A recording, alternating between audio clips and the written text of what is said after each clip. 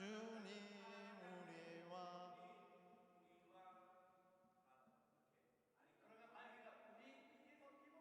아니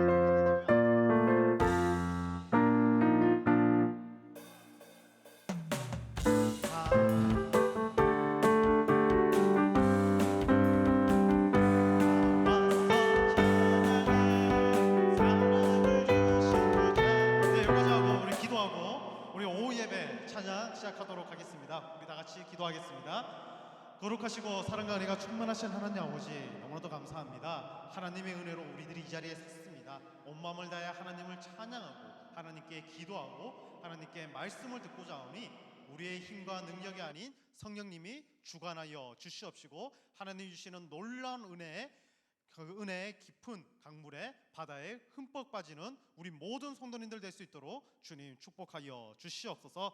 우리 주 예수 그리스도의 이름으로 기도하옵나이다. 아멘. 우리 4월 16일 오후 예배 오신 우리 성도 여러분, 주님의 이름으로 환영합니다. 우리 다 같이 박수 치면서 우리를 죄에서 구하신 우리 주 예수님을 찬양하도록 하겠습니다.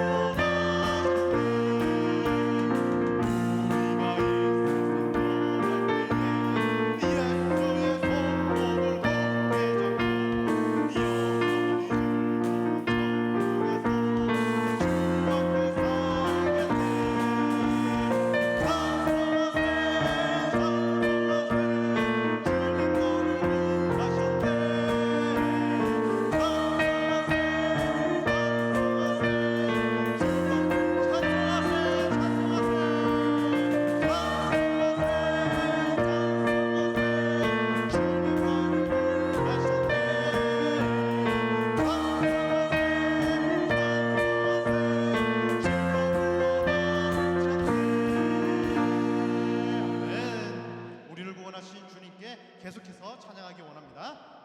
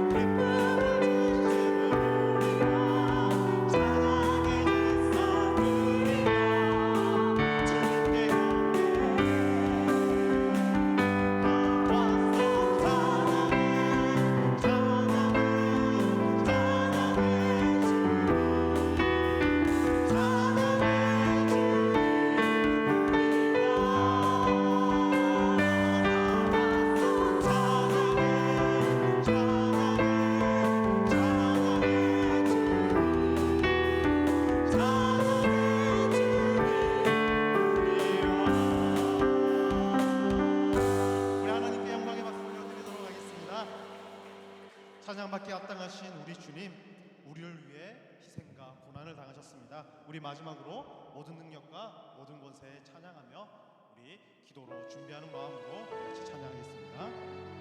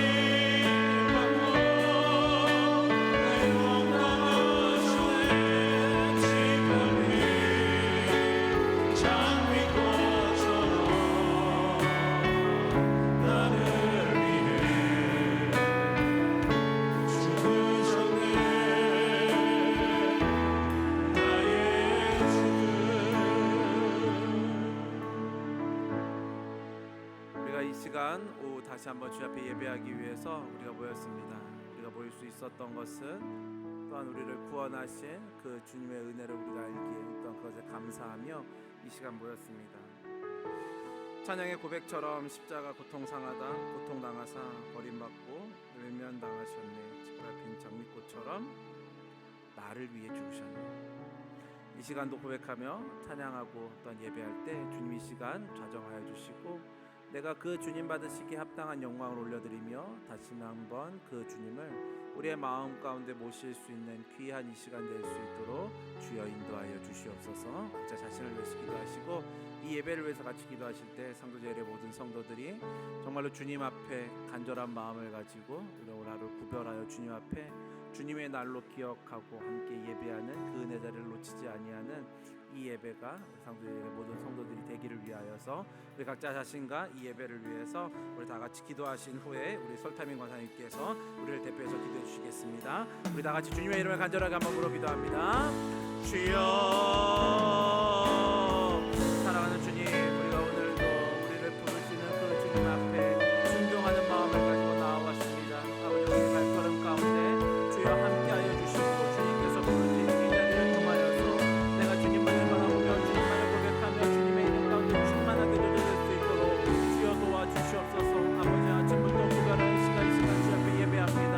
아버지, 이 시간 다시 한번 우리를 불러주셨사오니 아버지, 우리의 피와 육체를 기억하여 주시고 다시 한번 주의 말씀으로 인하여서 새 힘을 얻을 수 있도록 하시며 주님 부어주실 은혜를 기대하면서 이 시간 예배할 수 있도록 주여 도와주시옵소서. 그래 아버지, 이 시간 찬양 예배를 기억하여 주시고 아버지, 성도들의 모든 성도들이 우리가 함께 구별하여 주님 앞에 드리는 이 예배를 기억하고 함께 나와서 예배할 수 있도록 하시며 이 예배를 통해서 특별히 도와주시는 주의 은혜를 간절히 소망할 수 있는 모든 성도들의 성도들이 될 수 있도록 도와주시옵소서. 그래서 아버지, 우리가 모일 때마다 예배할 때마다 우리 사이를 내가시면서 그 일을 큰 일을 이루시면 그 하나님을 고백할 수 있도록 하시고 정말로 이 우리들의 모임을 통하여서 이것저것 가운데서 주님께서 일하신 흔적들이 간적으로 나올 수 있도록 주여 도와주시옵소서. 이 시간도 것들을 기대하면서 나왔사오니 우리들 가운데 함께하여 주시고 주의 힘으로 충만케 하시며 주의 이름을 기도하 주시옵소서. 주님 감사합니다.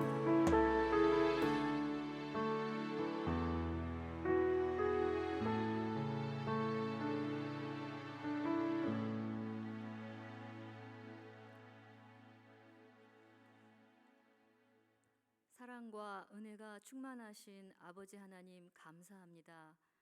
지난 한 주간도 저희들을 안전한 처소에 거하게 하시고 성실하신 주님의 목소리에 귀 기울이게 하시니 감사합니다. 부활의 주님을 바라보며 하나님의 은혜에 기대어 살고자 하면서도 늘 세상이 내미는 손을 붙잡기에 급급하고 주님의 도우심을 신뢰하지 못하는 저희들을 용서하여 주시고 일상의 걱정과 고난을 만날 때마다 연약해지는 심령을 회복시켜 주시옵소서. 주로 말미암는 평안과 믿음을 허락하시고 주님의 보배로운 백성이 되기를 원합니다. 선한 목자 되신 주님의 인도하심으로 영압으로부터 장년부에 이르기까지 주님의 일하심과 능력을 경험하며 예수님의 성품을 닮아가는 저희들이 되도록 도와주시기를 간구합니다.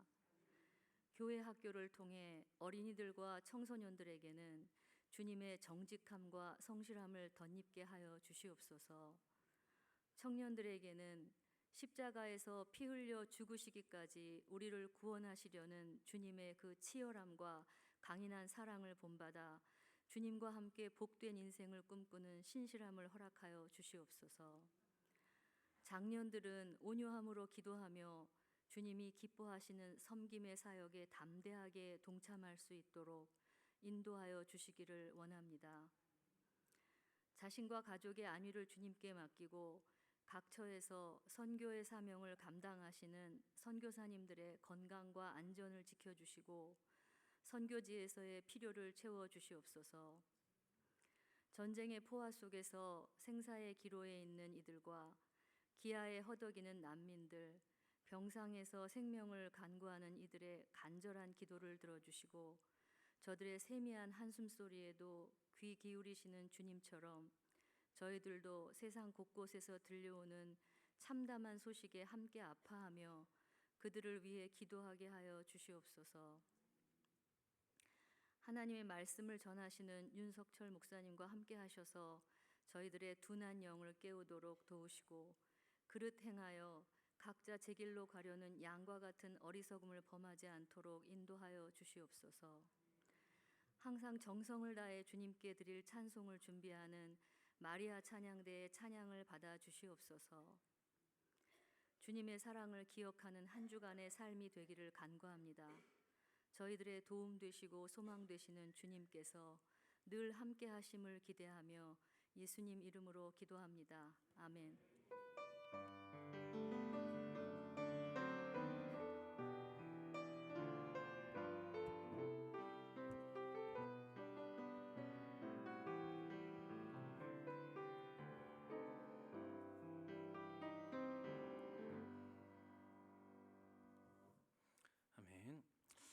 우리 오늘 함께 나누실 말씀은 욥기 35장입니다.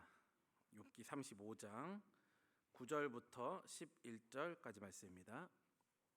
욥기 35장 9절부터 11절까지 말씀. 우리 세 절의 말씀인데요. 우리 다 같이 한 목소리로 합독하여서 읽도록 하겠습니다. 욥기 35장 9절부터 11절까지 말씀입니다. 다 찾으셨으면 저와 함께 한 목소리로 다 같이 읽도록 하겠습니다. 시작. 사람은 학대가 많음으로 부르짖으며 군주들의 힘에 눌려 소리치나 나를 지으신 하나님은 어디 계시냐고 하며 밤에 노래를 주시는 자가 어디 계시냐고 말하는 자가 없구나. 땅의 짐승들보다도 우리를 더욱 가르치시고 하늘의 새들보다도 우리를 더욱 지혜롭게 하시는 이가 어디 계시냐고 말하는 이도 없구나. 아멘.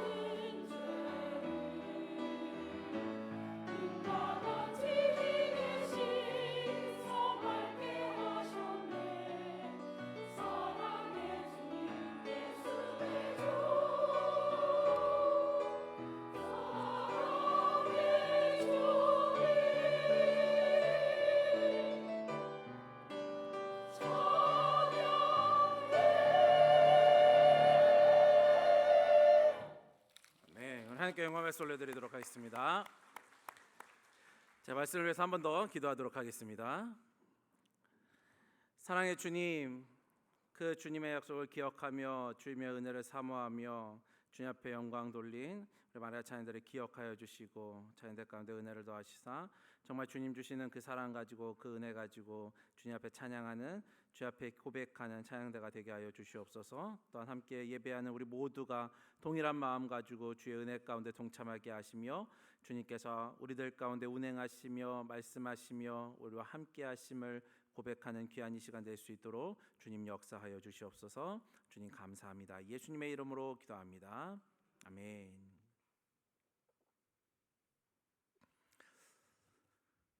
오늘 말씀의 제목이 무엇이라고 써 있습니까? 밤에 노래를 주시는 하나님. 하나님이 노래를 주시는데 언제 주신다고요? 네, 밤에 주신다고요. 우리는 이 제목을 보면 잠깐 고민에 빠집니다. 하나님이 왜 밤에 노래하게 하실까? 우리 보통 밤에 노래한다라는 것은 우리 어른들에게 혼날 일이에요. 어른들 밤에 노래하면 네, 큰일 나죠. 밤에 휘파람도 불면 네, 귀신 나온다고. 밤에 휘파람도 불면 안 되고 노래도 부르면 안 되고 뭐 이런 얘기 들으셨잖아요. 근데 우리 하나님이 제정신이 아니신지 왜 우리에게 밤에 노래를 주시는가라고 이야기하는 거죠. 우리가 보통 밤이라고 하면 가지고 있는 이미지들이 있습니다. 여러분이 가지고 있는 밤의 이미지는 어떻습니까? 여기서 이야기하는 밤은 벌써 생각하시는 것이 다르신 분들은 어떻게 쪄먹어야 맛있나 뭐 이런 생각하실 수도 있습니다. 여기서 얘기하는 밤이 네, 먹는 밤이 아니고 낮이 있으면 밤이 있는 거잖아요. 네. 밤 하면 우리에게 어떤 이미지가 있냐라는 거죠. 뭐 기분 좋게 생각하면 좋은 것들로 생각하면 밤 하면은 좀 더 젊은 시절을 생각하시면 강가나 바닷가에 모여서 모닥불 피워놓고 그때는 통기타 치면서 하셨잖아요. 그렇죠? 안 해보신 것처럼 이야기하시네요. 그때 다 젊으셨을 때는 다 통기타 치는 그런 때였잖아요. 머리 이만큼 길러가지고 남자인지 여자인지 알 수 없는 그 머리를 가지고 통기타 치던 밤에 모닥불 피워놓고 뭐 이런 거였지 않습니까? 뭐 여러분 시대 조금 지나서 저희 시대로 넘어오면 저희는 그거를 수련회 가서 캠프파이어로 했죠. 캠프파이어 불 피워놓고 거기다가 통닭 집어넣고 뭐 삼겹살 싸가지고 넣어가지고 거먹고 뭐 이런 기억들 뭐 있던 것 같습니다. 밤 되면 생각나는 것도 있습니다. 밤에 하늘 쳐다보면 밝은 빛들이 반짝반짝거리는 네, 별들을 바라보는 거 뭐 이런 거 있잖아요. 밤 되면 또 할 수 있는 우리에게 있는 이미지 저녁 때 되면 애들하고 얘기해서 우리 야경 보러 가자 뭐 이런 거 얘기하잖아요. 지금 이야기했던 것들 낮에는 할 수 없는 것들이잖아요. 꼭 밤이 되어야지만 할 수 있는 것들이에요. 낮에는 폭죽 터트린다고 해서 멋진가요? 아니요. 낮에는 폭죽 터트리면 돈 아까운 거죠, 그렇죠? 대낮에 한강에서 축제를 뭐 불꽃 축제 하면 몇십억을 그냥 버리는 거잖아요. 근데 밤에 하기 때문에 수많은 사람들이 몰려가서 보는 거잖아요. 밤이기 때문에 할 수 있는 거거든요. 밤 하면 이렇게 아름다운 것들이 있는데 꼭 그렇게 아름다운 것만 생각할 수 있냐? 그렇진 않아요. 우리에게 있어서 밤이라는 게 좋은 이미지도 있지만 사실 좋은 이미지보다는 그렇게 좋지 않은 이미지들이 우리에겐 더 많아요. 밤 하면 생각나는 것 중에 하나들은 끔찍한 장면들인 거죠. 뉴스에서 나오는 이야기들, 흉악한 범죄들 얘기를 들어보면 보통 이루어지는 때는 밤입니다. 그렇죠? CCTV라고 보여주는 것들을 보면 대부분 배경은 밤이어서 어두컴컴한 때예요. 그렇죠? 뭐 예전에는 이렇게 표현했습니다. 요즘도 그런지는 잘 모르겠습니다만 밤에 오는 손님들이 계셨습니다. 그렇죠? 도둑들을 가리켜서 우리가 뭐라고 불렀습니까? 네, 밤손님이라고 불렀잖아요. 왜 밤손님이라고 불렀습니까? 밤에 오거든요. 낮에는 보통 잘 안 옵니다. 물론 낮에도 오시긴 하세요. 자주 오시진 않으시지만 제가 어렸을 때 제가 초등학교 때 주일날 저는 주일날 예배 끝나고 제 기억이 주일인데 끝나고 집에 왔는데 문이 열려 있는 거예요. 분명히 저희 부모님이 올 시간이 아닌데 문이 열려 있더라고요. 들어갔죠. 들어갔더니 어느 분이 계시더라고요. 모르는 분이었거든요. 모르는 분이 계시더라고요. 누구세요? 그러니까 나가시더라고요. 제가 아는 분은 절대 아니었거든요. 우리 집에 가져갈 게 하나도 없는데 이분 들어오셨다가 괜히 들어왔다 하고 한숨 쉬고 있을 때 아마 제가 들어갔을 거예요. 그러고 아마 나가셨을 거예요. 우리가 밤손님이라고 이야기하잖아요. 이런 강력 범죄들 언제 일어나요? 밤에 자주 일어납니다. 밤에 자주 일어나요. 요즘 경찰에서 하는 국민들을 위해서 서비스하는 것 중에 하나가 뭐냐면 밤길을 안전하게 지켜주는, 요즘 그런 거 써 있죠. 여성 안심 기갓길 뭐 이런 거 바닥에 써 있고 그렇잖아요. 밤길을 안전하게 귀가할 수 있도록 집까지 안전하게 귀가할 수 있도록 도와주는 서비스들을 합니다. 요즘은 남자도 혼자 걷기 힘듭니다. 무섭습니다. 저도 가끔 걷다 보면 저보다 이만큼 큰 애들이 뒤에도 우르르 이렇게 있으면 분명히 쟤네들이 고등학생인 거 중학생인 거 아는데 무섭더라고요. 제 머리 위에서 저를 이만큼 이렇게 쳐다보고 있어서 무서운 애들이 많아요. 돌아다니는 게 참 쉽지 않습니다. 저도 그런데 여성분들 쉽지 않죠. 이런 길들을 안전하게 갈 수 있도록 도와주는 서비스를 경찰에서 하고 있다라고 하더라고요. 이렇든 아무튼 우리는 여러 가지 이유들 때문에 밤하면 좋은 이미지도 있지만 그렇게 좋지 않은 이미지들이 우리에게는 더 많이 있는 것 같아요. 나쁜 이미지가 우리에게는 어찌 보면 더 친숙한 것이 사실이기도 하다라는 거죠. 그런데 오늘 본문에서 엘리후라고 하는 사람이 하나님이 어떤 분이신지에 대해서 얘기하는데 오늘 그 이야기를 하고 있는 거예요. 오늘 본문입니다. 오늘 본문 9절부터 11절인데요. 우리 다 같이 다시 한번 읽어보도록 하겠습니다. 시작. 사람은 학대가 많음으로 부르짖으며 군주들의 힘에 눌려 소리치나 나를 지으신 하나님은 어디 계시냐고 하며 밤에 노래를 주시는 자가 어디 계시냐고 말하는 자가 없구나.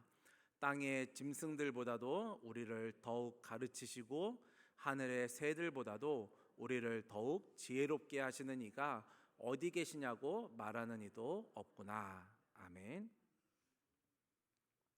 오늘 본문에 의하면 엘리후는 하나님을 어떤 분을 표현하냐면 10절에서 그렇게 얘기했죠. 밤에 노래를 주시는 분이라고. 하나님을 밤에 노래를 주시는 분이다 라고 이야기합니다. 이어졌던 11절에서도 이야기하죠.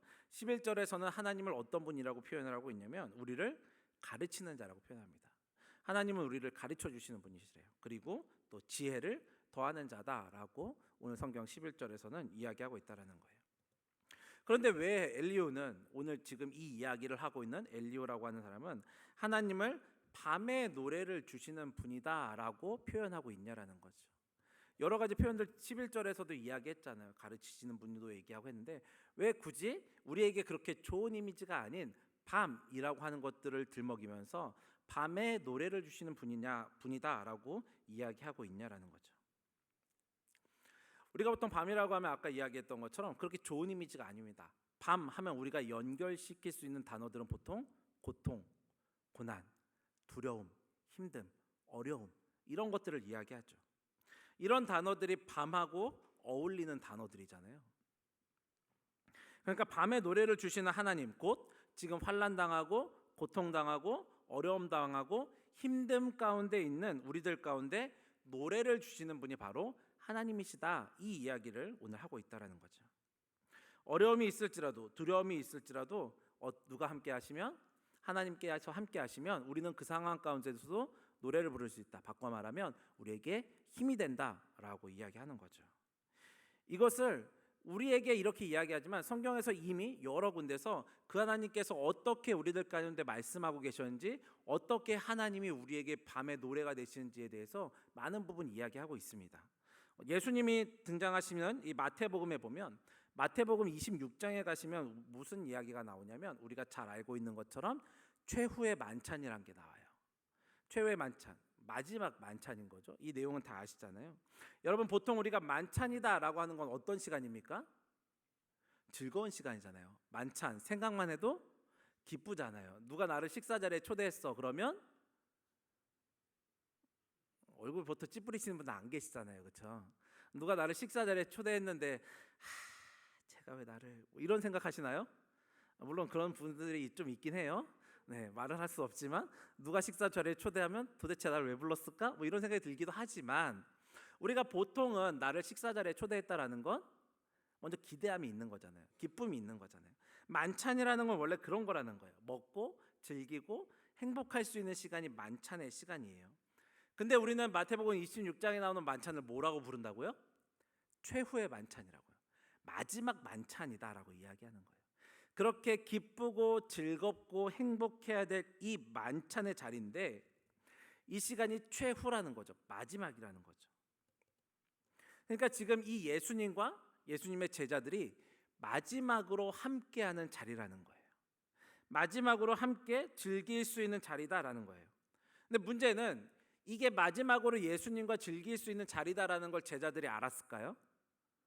예수님이 그렇게 몇 번 얘기했음에도 불구하고 제자들은 알지 못했다라는 거죠. 제자들은 그렇게 예수님께서 내가 어떻게 될 것인지에 대해서 다 얘기했지만 제자들은 알아듣지 못했어요. 그렇기 때문에 지금 먹고 마시는 것이 어떤 의미가 있는지에 대해서 잘 알지 못했다라는 거예요. 그렇지만 예수님은 다 알고 계셨죠. 지금 드시는 이 최후의 만찬, 제자들과 함께하는 이 시간이 지나고 나면 자신에게 어떤 일들이 일어날지에 대해서 예수님은 다 알고 계셨다라는 거예요.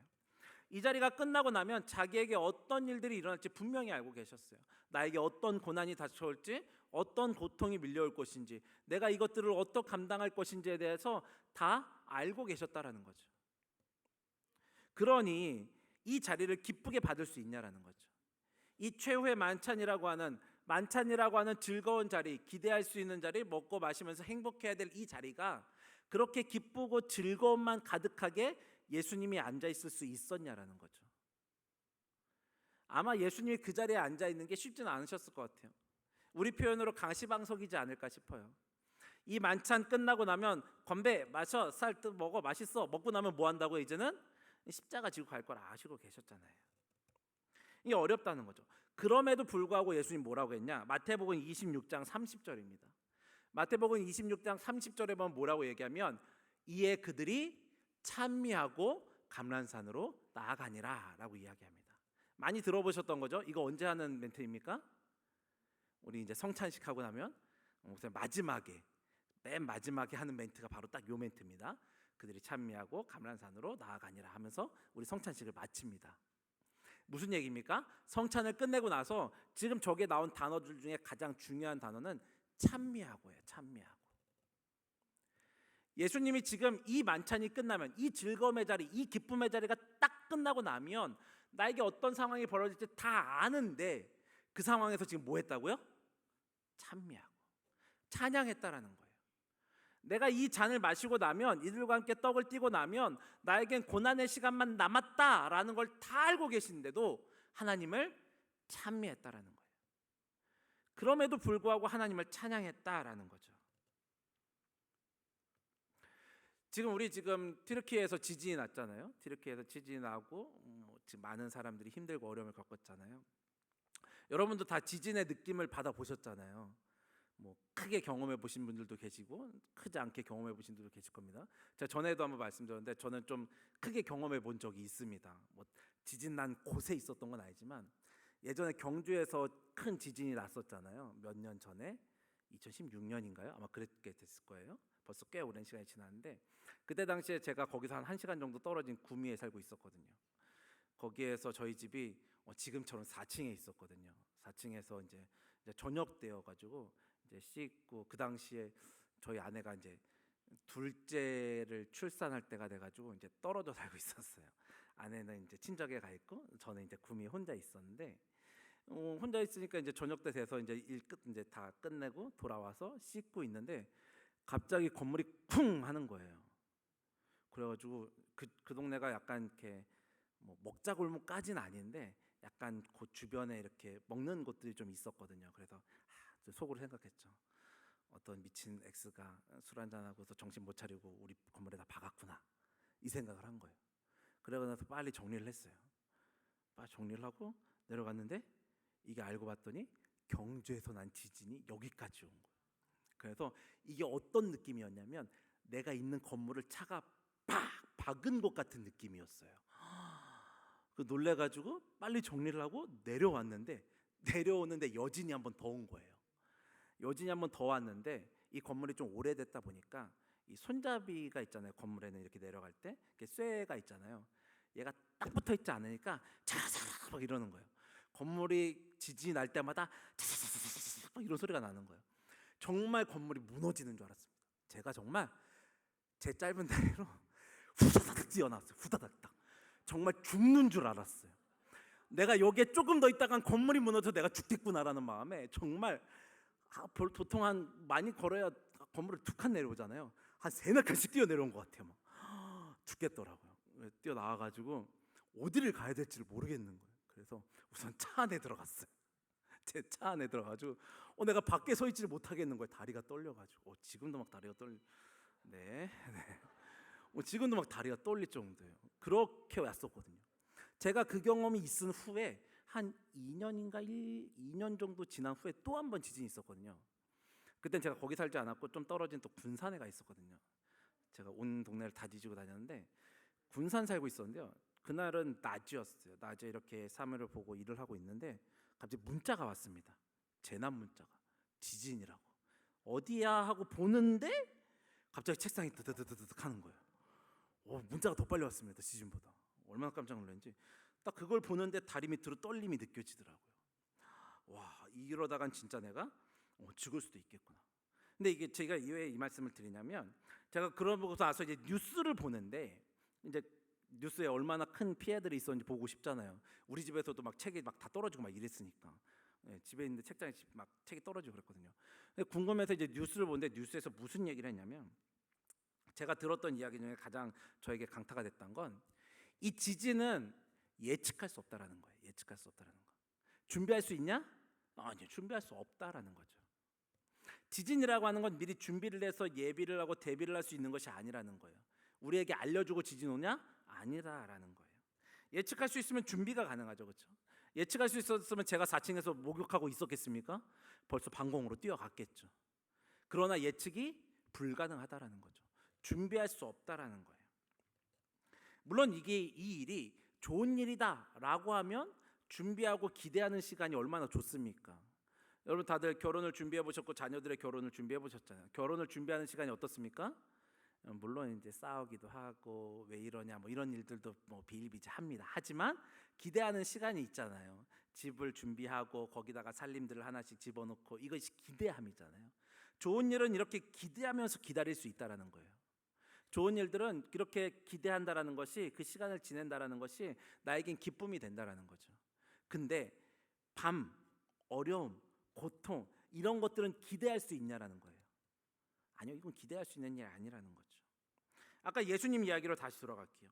예수님 지금 최후의 만찬을 하고 있단 말이에요. 예수님이 이 만찬을 끝낸 이후에 다음 스케줄이 그렇게 유쾌한 스케줄이었습니까? 아니에요. 이 다음 스케줄은 그렇게 유쾌한 스케줄이 아니라는 거예요.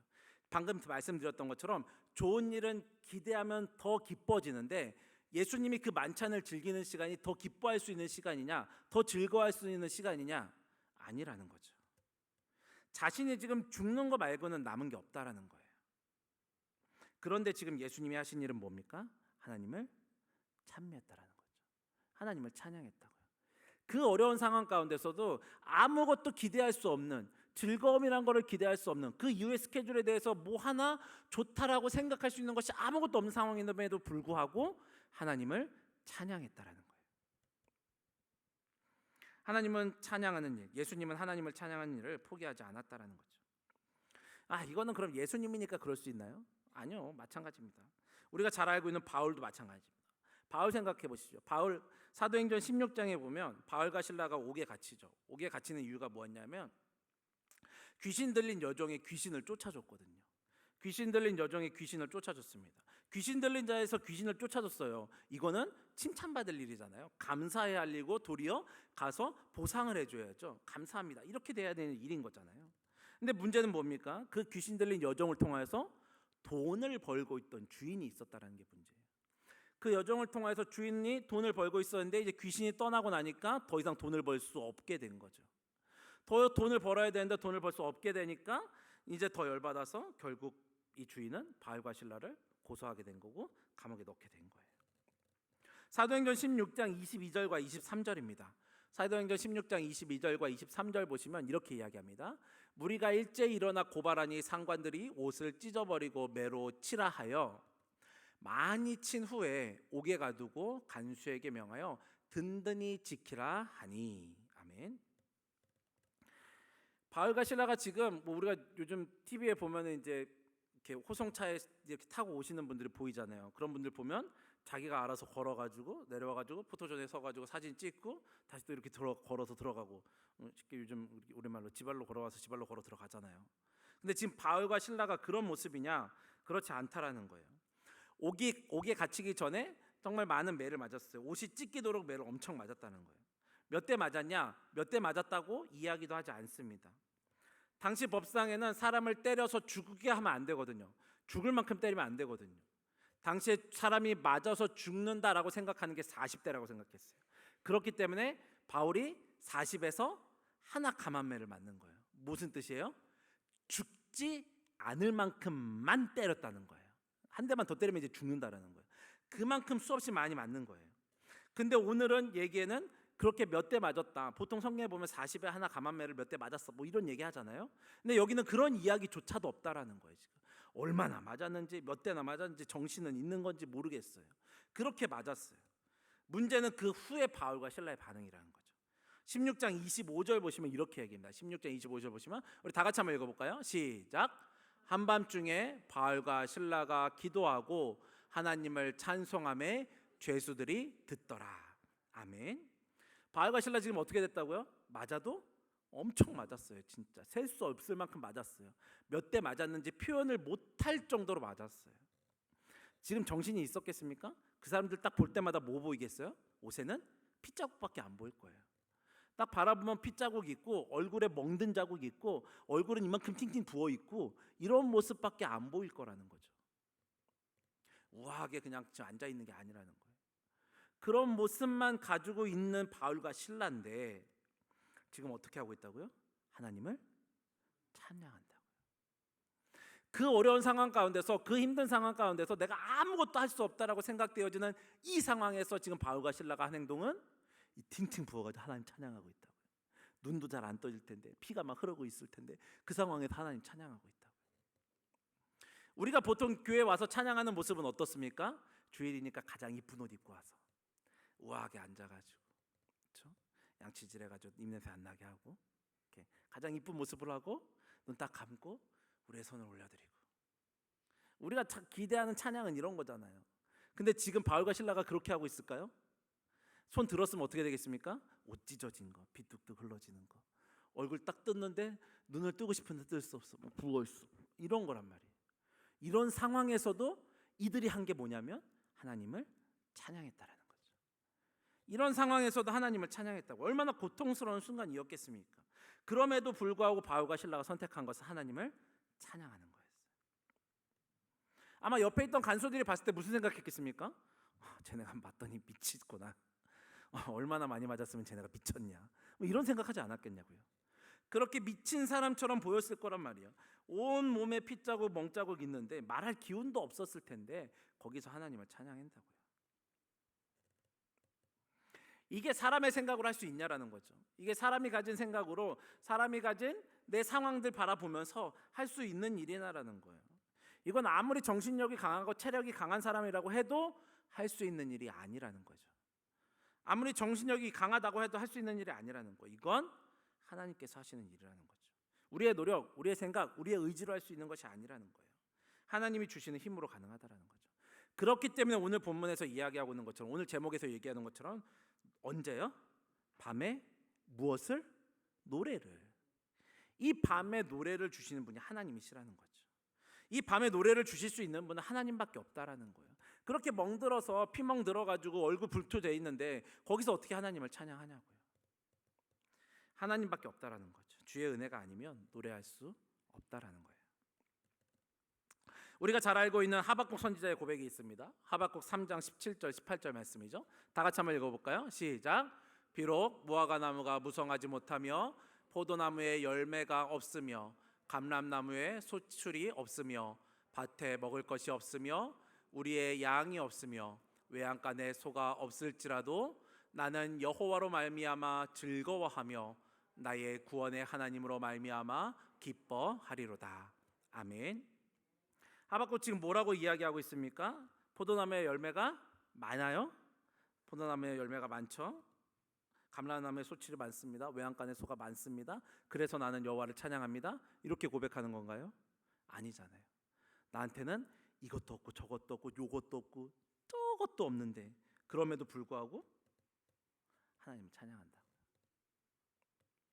지금 전쟁의 소리가 들려오는 상황이지만 하박국은요, 하나님을 찬양한다라고 이야기하고 있는 거예요. 물론 여기 계신 모든 분들 저보다 더 생을 많이 사셨고 인생에 대해서 뭐 제가 말할 수 있는 처지는 아닌 것 같지만, 여러분 어떻습니까? 지금 우리가 지내고 있는 기간이 낮인가요? 밤인가요? 어떤 시기들을, 어떤 시간들을 보내고 계십니까? 물론 우리의 인생 가운데는 나처럼 기쁘고 즐겁고 힘되는 것들이 있는 때들도 있습니다. 그렇지만 밤처럼 힘들고 어려운 시기들도 다 지나가셨으리라고 생각합니다. 오늘 저도 짧은 인생 살았지만 그런 과정 가운데 이런저런 우여곡절들을 보면서 정말 여러 가지 상황들을 보게 되었다라는 거죠. 그런데 문제는 이 밤과 같은 시기를 어떻게 보내고 있냐라는 거죠. 여러분은 밤과 같은 시기를 어떻게 보내셨습니까? 나에게 다가오는 밤을 어떻게 보내셨냐라는 거죠. 뿐만 아니라 이제 남은 인생도 물론 낮과 같은 시간도 있겠지만 밤과 같은 시간도 있을 거라는 거죠. 그럼 그 시간들을 어떻게 감당하시겠냐라는 거예요. 이제 다음 달이 되면 5월입니다. 5월이 되면 부모님들이 가장 힘들어하는 날이 하나 있습니다. 언제가 있죠? 다 키우신 분들은 뭐 별 상관이 없는데 저에게는 큰 문제가 다가오고 있습니다. 지금 엄청난 일들이 다가오고 있거든요. 이 세 놈들을 어떻게 해야 될지 고민이 막만합니다. 아이들은요 자기가 선물 받을 때를 다 아나요, 모르나요? 다 압니다. 때가 되면 뭘 받고 싶은지도 이미 결정을 하고 있어요. 왜 네가 결정을 하냐고, 주는 건 난데. 지들은 다 결정을 해놔요, 뭘 받을지에 대해서. 그럼 뭐 사달라고 하죠? 그러면 부모된 마음에 어떻게 해야 됩니까? 사줘야죠. 사주긴 하는데 그건 못 사줘요. 제가 감당할 수 있는 가격이 아니기 때문에 그건 못 사주고 그거 짝퉁 비스무리한 거 사줍니다. 이렇게. 그리고 아직 잘 모르는 나이기 때문에 그렇게 해도 아직은 통해요. 얘들아 미안해. 어쩔 수 없어. 지금은 통하거든요. 어쨌건 사줍니다. 뭐 그런 거 이런 거 해서 사줘요. 그럼요 애들이 어떻게 해요? 얼마나 좋아하는지요. 저희가 애들 선물 줄 때마다 하는 게 있습니다. 이게 아침에 일어났을 때 딱 세팅을 해놓습니다. 방에다가 이제 장난감 같은 거 세팅을 해놔요. 딱 해놓고 이제 깨웁니다. 일어나. 깨우면 앞에 나오는데 눈이 휘둥그레지죠. 자기가 원하는 것이 있으니까 이걸 이제 카메라로 이제 찍어놓고 막 이렇게 하거든요. 그때 딱 그 선물이 보이면 그의 눈에는 뭐가 보일까요? 오직 선물밖에 안 보이는 거죠. 뭐 이걸 누가 사줬는지는 아무런 상관이 없어요. 아빠가 사줬든 엄마가 사줬든 할머니가 사줬든 아무런 상관이 없어요. 오직 그 선물만 내 눈앞에 있으면 되는 거예요. 다른 건 필요가 없어요. 오직 거기에만 정신이 팔려 있는 거죠. 그런데 이 선물을 받았는데 문제는 얘가 고장이 났을 때, 얘가 이제 고장이 나면은 그때 누굴 찾습니까? 그렇죠. 그때 이제 선물을 사준 아빠를 이제서야 찾네. 이것들이 이제서야 찾는 거예요. 선물 사줬을 때 아빠 감사합니다 이런 건 없고 고장 났을 때 와가지고 아빠 이거 고장 났어요 뭐 이렇게 하는 거죠. 우리도 하나님을 그렇게 바라보고 있는 것은 아니라는 거예요. 우리에게 하나님께서 복을 주셨을 때 우리에게 보이는 건 뭐만 있습니까? 그 복만 보이는 거예요. 하나님이 주신 것에 대해서는 바라보지 못하고 그 복 주신 것만 보는 거예요. 그러다가 그 복이 나에게서 조금만 사라지면 그제서야 하나님을 찾는 거죠. 이 복을 주셨던 분을 그제서야 찾고 있다라는 거예요. 이게 우리들의 모습이라는 거예요. 이 표현을 조금만 바꿔서 얘기하면 이런 겁니다. 밤이 오니까 그제서야 하나님을 찾는다라는 거예요. 우리에게 밤이 오니까 그제서야 하나님을 찾는 거예요. 어려움에 처해 보니까 그제서야 하나님을 찾게 된다라는 거죠. 고난의 순간에 빠져 보니까 그제서야 하나님을 부르고 찾게 되는 거예요. 그때 우리는 다시 한번 하나님의 은혜를 기억하면서 밤의 노래를 부르게 되는 거죠. 물론 그렇다고 해서 우리에게 나아지는 것이 있습니까? 나아지는 것이 없을 수도 있어요. 내 상황이 변했냐? 안 변할 수도 있어요. 예수님 찬미하고 나갔습니다. 그러나 상황이 변했습니까? 십자가 지셨어요. 그렇게 고난의 순간에 하나님을 찬양했지만 결국 십자가 지셨어요. 내가 가진 것이 늘어나서 상황이 나아지는 것, 뭐 이런 것 전혀 없을 수도 있어요. 그렇지만 하나님 뭐 하라고 하는 거예요? 그 밤에도 우리를 노래하게 하시는 분은 하나님이시라는 거죠. 우리가 이렇게 어려운 상황 가운데서도 밤에 노래를 부를 수 있는 것, 이것이 또한 그리스도인들이 가져야 되는 모습이라는 거예요. 어떤 상황 가운데, 어떤 환경 가운데 그저 그냥 아까 얘기했던 것처럼 선물을 바라는, 복을 바라는 아이처럼 있는 것이 아니라 밤이 되었을 때에도 은혜를 알고 찬양할 수 있는 것, 이것이 그리스도인들의 모습입니다. 우리 모두가 밤에도 노래하게 하시는 하나님을 고백하는 남은 인생을 살아가는 우리 모두가 될 수 있기를 축복합니다. 밤과 같은 시간들이 있을지라도, 낮과 같은 시간들이 어떻게 있을지라도 언제나 하나님을 찬양할 수 있는 우리들이 될 수 있기를 축복합니다. 다시 한번 말씀드리지만 이거는 우리가 결정했다고 해서, 결단했다고 해서 할 수 있는 일이 아니라는 거예요. 내가 힘들지만 노래해야지 한다고 해서 할 수 있는 일이 아니라는 거예요. 고백했던 것처럼 이 모든 일은 하나님께서 은혜 주실 때 하나님이 하시는 일이라는 거죠. 하나님이 주시는 은혜가 아니고서는 고백할 수 없는 거예요. 언제나 성령의 충만함과 주의 도우심과 주님과 동행하는 것, 성령께서 주시는 그 힘을 가지고 주님께서 주시는 은혜로 승리의 삶을 살아갈 수 있는 우리들이 될 수 있기를 축복합니다. 어떤 상황 가운데 있을지라도 노래하며 찬양하며 주님 가운데 거할 수 있는 우리 모두가 될 수 있기를 축복합니다. 우리 들은 말씀을 기억하시면서 함께 찬양하고 기도하도록 하겠습니다. 은혜 아니면이라는 곡입니다. 어둠 속을 헤매던 우리들, 갈 길 몰라 방황할 때 주의 십자가, 그의 빛이 우리를 향해서 비춥니다. 은혜 아니면 우리는 살아갈 수 없습니다. 십자가의 그 사랑, 그 능력 아니면 서지 못합니다. 이 고백을 주님 앞에 올려드리겠습니다.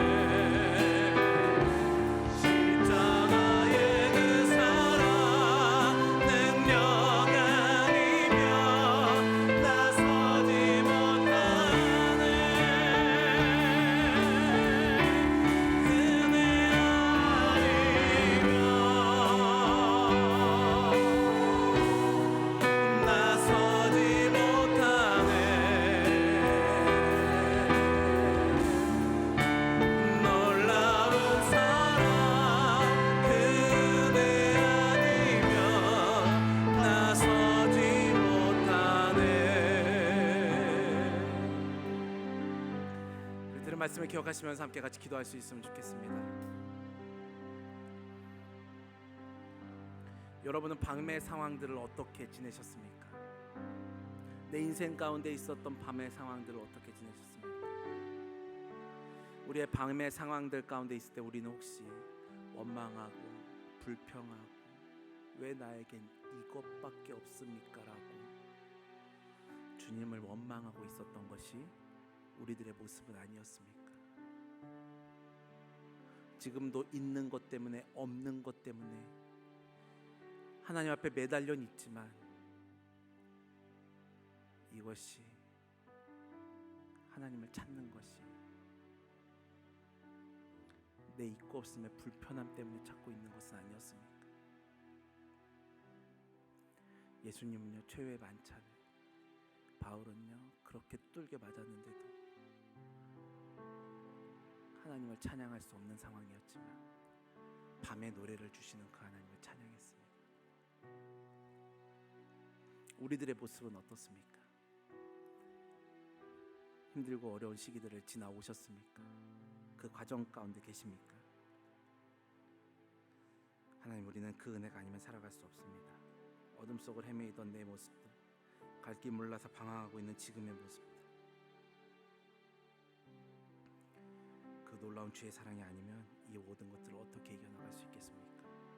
주님, 내가 내 삶의 상황과 여건들 가운데에서 보여지는 환경 때문에 주를 원망하는 것 되지 말게 하시고, 이 어두움 가운데서도, 이 밤 가운데서도, 나를 힘들게 하는 고통의 순간 가운데에서도 노래를 주시는 하나님을 찬양할 수 있는 그리스도인으로 살아갈 수 있도록 인도하여 주시옵소서. 내 상황이 낮과 같을지라도 밤과 같을지라도 어떤 상황 가운데 있을지라도 오직 주님만을 바라보면서 나에게 노래를 허락하시는 그 주님을 찬양하며 그 주님과 동행하며 은혜 아니면 살아갈 수 없습니다라는 고백과 간증을 올려드리는 주의 백성으로 살아갈 수 있도록 나와 함께하여 주시옵소서. 우리 들은 말씀을 기억하시면서 우리 주님의 이름을 간절하게 한번 다 같이 부르 기도합니다. 주여, 주님, 그렇습니다. 우리가 오직 그 주님만을 바라보면서 살아가기를 원합니다. 아버지, 바울이 처했던 상황들, 예수님께서 처했던 상황들, 아버지, 내 상황과 비교했을 때 아버지, 내가 더 힘든 것 같아 보이는 것이 내 상황이지만 우리는 여전히 이 상황들을 바라보면서, 이 밤의 상황들을 바라보면서 고통의 순간들을 터널을 지나가면서 하나님, 왜 나만 이런 고통을 겪어야 하냐고, 왜 나만 이 힘든 것들을 겪어야 하냐고, 나는 왜 이곳에 있어야 하냐고 주님 앞에 원망하던 것이 우리들의 모습은 아니었습니다. 주여, 나를 불쌍히 여겨주시옵소서. 주여, 나를 긍휼히 여겨주시옵소서.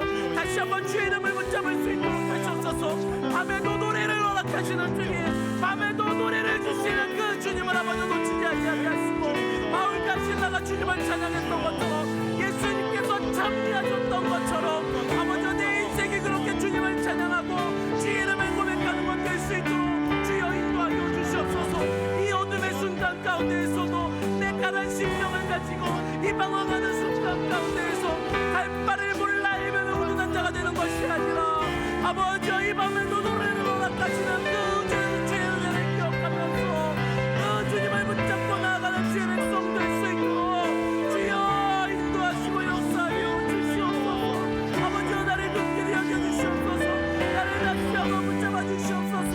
아버지, 어둠 속에서 헤매는 불쌍한 자 되지 말게 하시고, 주의 은혜 아니면 내가 쓰지 못했던 것들, 그 주의 사랑이 아니면, 그 놀라운 주의 은혜 사랑이 아니었으면 서지 못하였을 나를 기억하면서 다시는 그 주님을 붙잡고 살아가는 주의 백성 될 수 있도록 주여 도와주시옵소서. 그래서 정말 주님 주시는 힘이, 주님께서 주시는 사랑이, 주님께서 주시는 은혜가 무엇인지를 아는 자가 되게 하시고, 그 은혜에 감사의 고백을 올릴 수 있는 자가 되게 하시며, 그 은혜 가지고 한 걸음 한 걸음 달려나갈 때 주님과 동행하는 그 기쁨을, 주님과 동행함을 통하여서 승리함을 아버지 앞에 고백할 수 있는 주의 자녀 될 수 있도록 주여 인도하시고 역사하여 주시옵소서. 오직 그 주님을 고백할 때에, 그 은혜를 고백할 때에 그 능력과 은혜를 수 있도록 주시옵소서. 사랑하는 하나님, 우리의 인생이 노래가 되게 하시니 감사합니다. 우리가 살아가는 삶의 모든 순간들을 통하여서 언제나 주님을 찬양하는 주의 백성 되기를 원합니다. 특별히 밤과 같은 어려움과 고통의 시간들이 우리의 삶에 있을지라도 다가올지라도 실망하지 않고 오직 우리의 힘이 되시는 주님을 의지하여 모든 순간순간을 승리의 삶으로 살아갈 수 있도록 주여 인도하여 주시옵소서. 밤에도 노래하게 하시는 하나님과 동행하며 늘 성령의 충만한 삶을 살아가는 우리들의 인생이 될 수 있도록, 한 주간이 되어질 수 있도록, 한 날이 될 수 있도록 주님 역사하여 주시옵소서. 주님 감사합니다. 예수님의 이름으로 기도합니다. 아멘. 교회 소식을 전하도록 하겠습니다. 주보를 참조해 주시고요. 오늘 예배 후에 이 자리에서 저기 재직회가 있습니다. 재직 여러분들 꼭 남으셔서 교회 상황들을 기억해 주시고 바라보시면서 함께 기도할 수 있는 계기로 삼아 주시면 감사하겠습니다. 이대교구 봄 여행 안내가 되어졌습니다. 5월 2일 날 출발하는데요. 오전 8시에 이 본당에 모여서 예배드리고 8시 30분에 버스 타고 출발하도록 하겠습니다. 시간에 착오 없으시길 바라고요. 지금 정말 많은 분들이 신청해 주셨습니다. 주보에 나온 숫자만 98명인데요. 이거는 도와주신 분들을 빼고입니다. 순수하게 이대교구에 속하신 분들만 이야기하고 있는 겁니다. 많은 분들이 함께 하시고 계시거든요.